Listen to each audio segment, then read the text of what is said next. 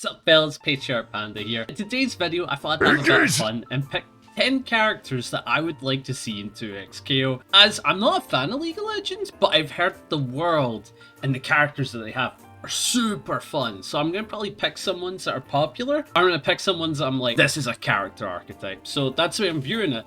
But yeah, that is today's video. I hope you guys enjoy. By the way, this isn't going to be in order, but number one is a character that I think I want, and that's how it's going to go. But the first character I'll mention is Gnar. Gnar is kinda cute, and right now the game doesn't really have a goober. I was thinking that or Teemo, but I don't get Teemo is something that's not play Legends. So looking at the goobers, I saw Gnar and I'm like, okay, this is for me. And I like how the character works. Basically, he's a little goober and then he builds a rage meter that lets him go from little goober to genuine demon, and he has like this install where he's all big with tusks and all that. And I was thinking that's a cool idea where you make him big in his install, but the entire time he's a little small body that's hard to hit.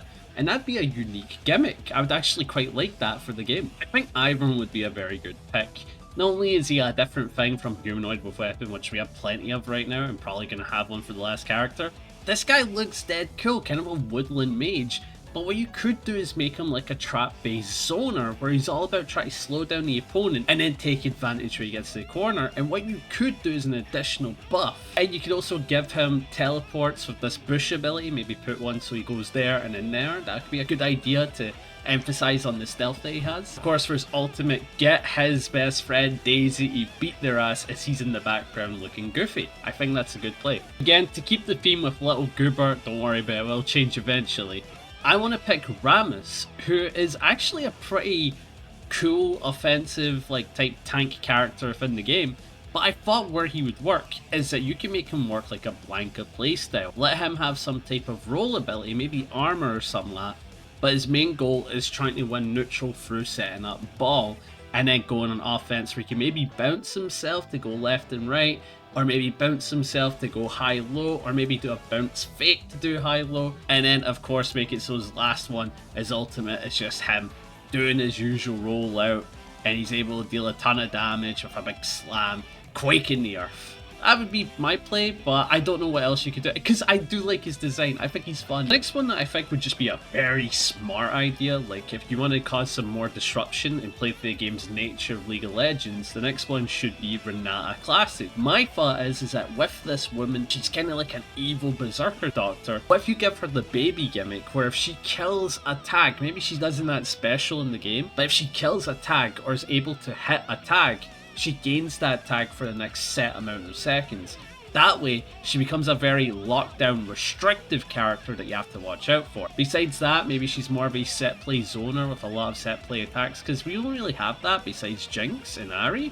So that could be a game plan for her, but I see the main gimmick with her. This was one that somebody recommended and I absolutely agree with. Witch, the Plague Rat. Sure, basically he's a rat creature with like a crossbow that shoots poison and venom. Basically he can work kind of like an Aki or a Fang, where the gimmick is that he poisons his opponent over time through set play zoning. That way we have another form of set play zoning, and all of them so far that I mentioned are very unique. You don't have to have all the characters, but I'm saying this is an aspect of the game that is lacking. And if you can go for these either routes, not all of them, you'd add more diversity to the gameplay roster right now. Because that's what it needs. You need set play zoning, or more super rush down, or more big body madness. This is what the game needs. And with Twitch, you would certainly get that. And you get such a fun character that I feel like a ton of people would go towards because they're a little rat guy, you know? Like Charlie from Always Sunny in Philadelphia. We love our rat man. We love him. He's one of the best characters in the show. So that would be a play from my end. This character immediately appealed to me because I'm thinking the game needs a demon, right? Without a doubt. And I thought of Aatrox. Now, I don't know if he is a demon. I saw the design and I figured, oh yes, without a doubt. And looking at his game plan, being a mid-range kind of poker with a ton of control and lockdown, I thought it just made sense. You can kind of just make him this character where it's all about playing mid-screen. Make him very scary in that range where he's going to hit you. Kind of like Darius, but add the gimmick, of course, he can do a double jump flight. I think that'd make the character very unique and very cool to play against, as he would have this gimmick where, oh, I'm like Darius, but instead I can fly. and I'm a bit of a debuffer. You have to watch yourself, otherwise you will die fighting me. One idea that I had is Aurora, the Witch Between Worlds. I thought first off the design is cute. She's cute as a button is the best way to put it. And then when it comes to the design in terms of attack, you can make her a full screen zoner. And then you can give her an evil gimmick where instead of using your meter for a cash out, which a lot of the characters do right now, she can use it to lock the opponent in a specific area for a short amount of time, as this will reflect her ultimate where she forces you to fight her in a 1v1, as she can go invisible to avoid your attacks, except you can make it so she forces the opponent to stay in a squared area to where she gets like 5 seconds of just screen control, or maybe it's something like the Time Stone from Marvel vs. Capcom, or the Space Stone, I don't remember it. But point being, I think this would be a really cool design that allows for just raw zoning, not set play, just zoning. Now this idea I had is inspired by Frank West, and I think it would suit a character like this, GangPlank. His whole gimmick is that he's a pirate, and he's gonna shoot you with his gun and stab you with his cutlass, right? Which is a classic to be sure. But what I figured that you could do to make the character unique is that you could give him a level up mechanic based upon the gold that he gets from a combo. You can make it so the opponent drops gold per hit that he does and make it really specific. And what you could do is the more gold he accumulates, he unlocks more of his special moves and toolkit and becomes a stronger character because he's able to purchase those wares. Again, it play into his leveling mechanic and play into his gold mechanic, which is very strong in League as you can make your own build, but for him, it let him just play his character to the maximum and potentially be a stronger character than most. So this would be a gimmick character with the whole gimmick of being able to do everything, but he's really weak at the start of the game. Which again, it'd be really cool, be unique as hell. So the next one I have to go with is Cassante. I hope I said that name right. He looks sick as hell, got this clean cut and everything like that. And not only that, his weapons are really cool tonfas, but they're called Natofu, which I think is a rearrangement of the word. Now, I like this character's design because I see the offense and I immediately know what you could do, which is this is back turn Leo with a parry. I would make it so this character is someone who can kind of fight in neutral, play mid-screen poking, but once he gets his stance up or he's able to build up, he can go left and right on the opponent on knockdown and on hit.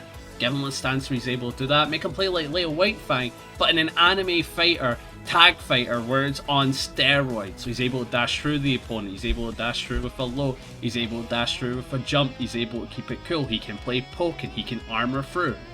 That's what I would do. I would kind of treat this guy as like, he can do everything, but left, right, gets added on. So this last one is the pick that I would want for the game. The other 10 of course were the picks I want. But I look at this one and I'm like, this is a me character. And that is Renekton. I hope I said that right. The alligator person. And I am in love with what I see. His cool blade that stands out, his armor, the fact that he's a reptile dude. He looks sick as hell. Now, in my opinion, in terms of the offense, I think he should play as like a mid-screen to close range offender, where his whole gimmick is that he can either charge his attacks to mess with your timings on defense. And one immediate thought I had, give him a super where it just chips the opponent's health over time unless they hit him. If they don't hit him, the super doesn't disappear and he's allowed to be a bruiser that does plus frames in offense. I would make this an absolute like plus monster. The guy could just do plus offense, but he'd maybe lack range, might have a command grab, but he wouldn't have like insane high lows. He would just have pressure, pressure, pressure, pressure, because that is the way I'd play him. And I think it makes so much sense for a character like this who in the game only plays offensively, only up close. And guys, those were my 10 picks for 2x KO for the characters I would love to see down the line. If you guys enjoyed, be sure to like and subscribe. And if you didn't like the characters, tell me the ones that you would want to see as League of Legends enjoyers, as I'm someone who's never really played the game, just looking at the toolkit and thinking how it could translate into a fighting game. But yeah, that is it for today's video, and I'll be catching you guys in the next one. See ya!